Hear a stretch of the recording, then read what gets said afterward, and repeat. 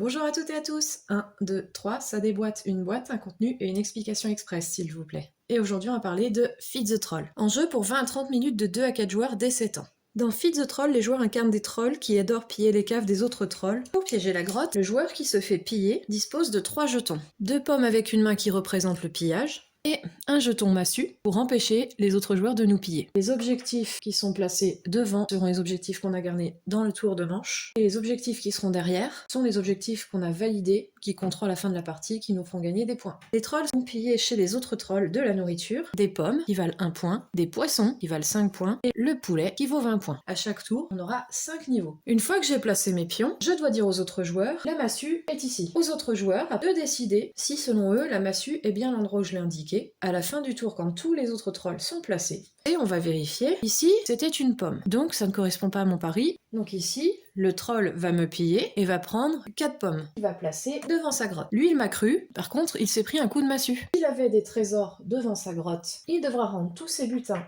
qui étaient ici et les remettre dans la pioche. Le dernier, il va gagner une pomme. Les tuiles ont des effets. La pomme, qui fait gagner des butins. Le tonneau, qui permet après la collecte de sécuriser derrière son paravent et qu'il ne soit plus accessible pour les autres joueurs. La pomme dorée, qui permet aux joueurs qui le collectent comme le tonneau de récupérer ses points et de les placer directement derrière son paravent. Le casque, qui permet aux joueurs au prochain tour de ne pas perdre de butin collecté, mais qui pourra quand même se faire piéger, mais il n'obtiendra pas les récompenses s'il se fait piéger. Le tonneau interdit, qui ne permet pas à l'étage suivant aux joueurs de rejoindre le tonneau et de placer ses trésors derrière son paravent. La double massue, qui va déclencher 2 fois l'effet du piège. L'accès interdit, qui fait qu'aucun troll ne peut se placer sur cette tuile. Une fois la phase résolution des tuiles du 5e étage terminée, un autre joueur devient le troll pillé. Il n'y a pas de tonneau sur le premier étage car on ne peut pas sauvegarder de butin à la première manche. Par contre, aux 4 manches suivantes, on peut choisir de conserver nos trésors et de les mettre derrière notre paravent.